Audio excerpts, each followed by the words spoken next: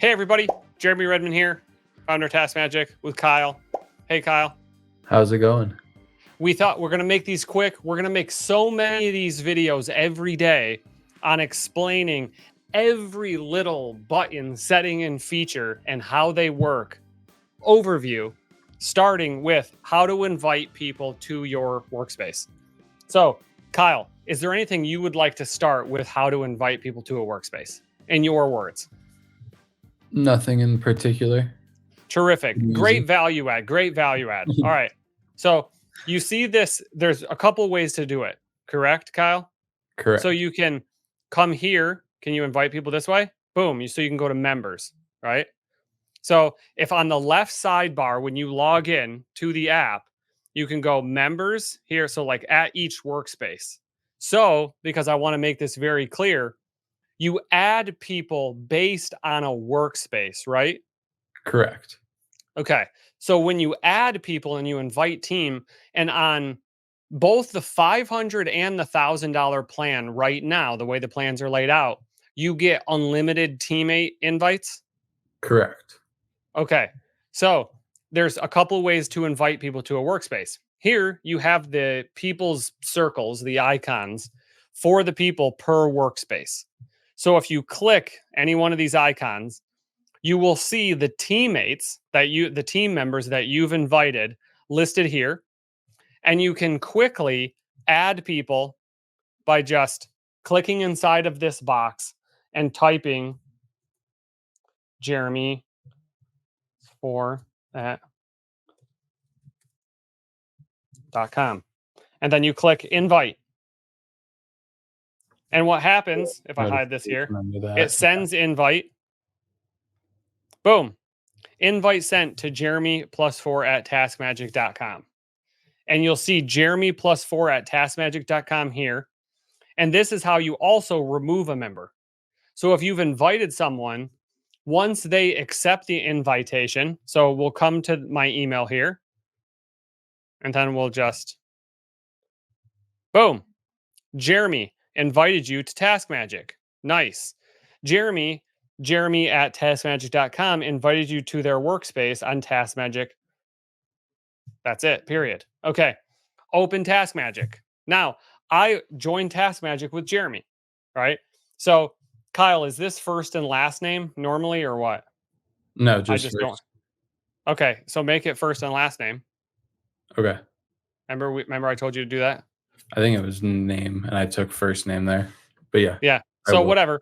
So here I have email, so I know who it is. I have name inside so they know that it's you, right? So they get an email, they go to Open Task Magic and they'll fill out their information. So you can invite unlimited teammates. Now, Kyle, so once they accept it, they will show up here and look, a third icon has appeared. So 3 people are invited to my workspace. All right. And then my workspace, you can change the name of workspace by hitting here and rename, right? Then here you can also check your members and do all the member privileges. So you can click remove, invite new members, so on and so forth. And Kyle, is there anything you'd like to add to that? That is it. You are everybody set. Here, I'll give you this. Okay. Everybody in your workspace gets the same permissions that you do. So if you have apps and cloud, etc., then everybody in your workspace also has that inside of that workspace. Okay, if great. They have their own account, they don't get what you have in their own workspaces. If they don't have an account, but you invited them, they can't create their own workspaces. Correct. So they're invited per workspace, like I mentioned. And then if you have cloud hours, so you can all share the same cloud hours. So the owner can buy 100 cloud hours, right? And it can be shared between all of those people. So you just use that same amount of cloud hours. But if the member you invited to a certain workspace wants to create their own, they have to be a paid account. Correct, Kyle? Correct. Also, user permissions. So say you have a workflow inside of your workspace that you invited them to that you don't want them to see certain automations. You want to make them private for you. We have this lock here. so you can lock an automation so it's private just for you. That's how that works, correct, Kyle? Correct. Okay. What other buttons do we have here? Are any other of these buttons for could be used for members? Yeah, you can move automations to a different workspace. So this is really common for people that are setting up like client workspaces and giving their clients base automations is they Okay. duplicate a bunch of automations and then they move all the duplicates to that new workspace and then they have a duplicated workspace and then they have a new Okay. client that could be in that new workspace. Okay, so you can Oh, make them private and shared between teammates or teammates, clients, workspaces, etc. You correct. can move them between workspaces with this button, and you can duplicate and share them with new clients, customers, etc. Right? Correct. Okay, and then you And can also delete. I guess tags are somewhat could be in here. So great.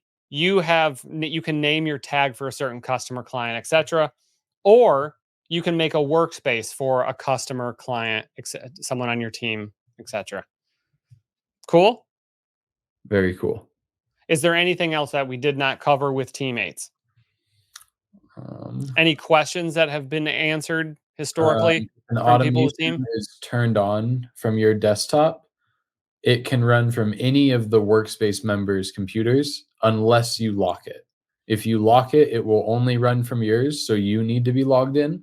But if you invite 5 team members and somebody's computer is always online, then it will run from that person's computer or whoever's is online. Nice. That's a good tip. So so you can essentially rotate it on someone's laptop, right? On each person Correct. in that team. That's pretty nifty. So if one person computer is closed and the other one's open, it can run locally off of that computer. Correct. That's pretty great. So this is a big feature for us. And again, when you're on a paid plan, you can invite unlimited teammates. So another thing I guess we do want to highlight, Kyle, and you can think about a couple other things while I discuss this, is sometimes if you want optimal run flows, you should buy a browser VPN or a proxy IP for each person. So say you have multiple LinkedIn accounts that you want to run.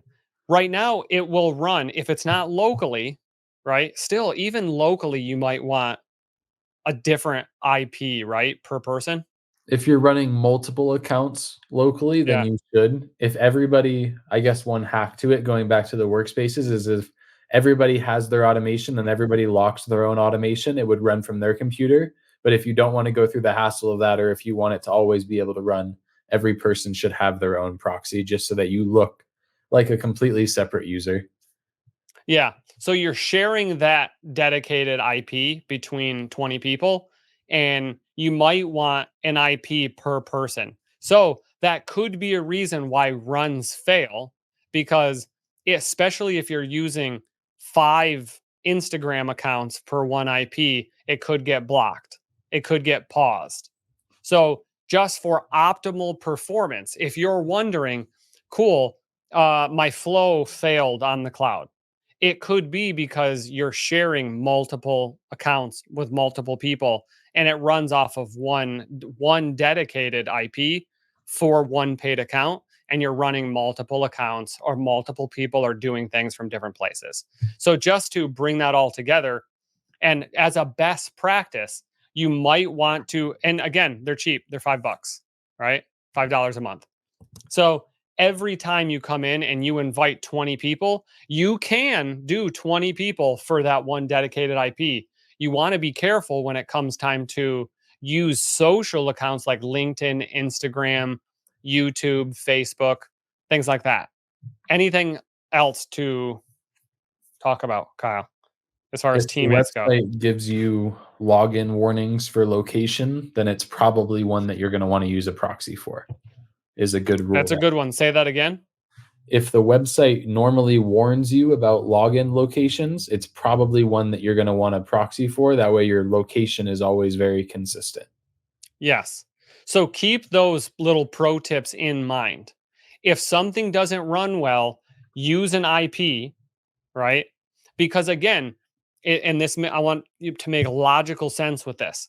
If you have 20 teammates and all of those teammates are running a different connected LinkedIn account, what you can't have is imagine 20 LinkedIn accounts per one IP.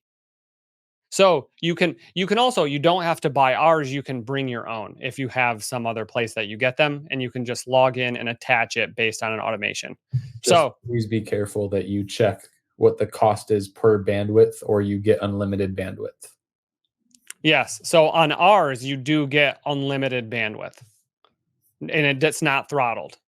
And if it doesn't work or it gets blocked or something else, we'll just message us, and we'll rotate it for you. And we'll rotate all 20 once per month for you. And if it doesn't work at the beginning because it's bad for whatever reason, we will rotate that as well and give it to you at the beginning. So just let us know. Some of these things we can work out, we've made optimally over time. This is pretty good for web browser automation activity. But yeah, unlimited invites. If you're using multiple social connected accounts, you might want your own IP. That's why we made them very cheap right now. But yeah, you could also be good for a couple, but best practice is you are going to say, hey, this failed. And it's like, that's some of the reasons, you know, you're using multiple accounts, or someone logged in from the Philippines and then logged in from America and then logged in from London, right? Because you shared an account with two virtual assistants and your friend that works for you. Anything else, Kyle? Nope, that's accurate. Okay, great. And that is inviting teammates. Is there any other thing with inviting teammates? I don't think so. Okay, That's awesome. Cool. Let us know if you have any questions. Comment down below in the article or in the YouTube video. Make sure to say hi. Let us know how many teammates you have invited, if any. If not, it's free to collaborate with people.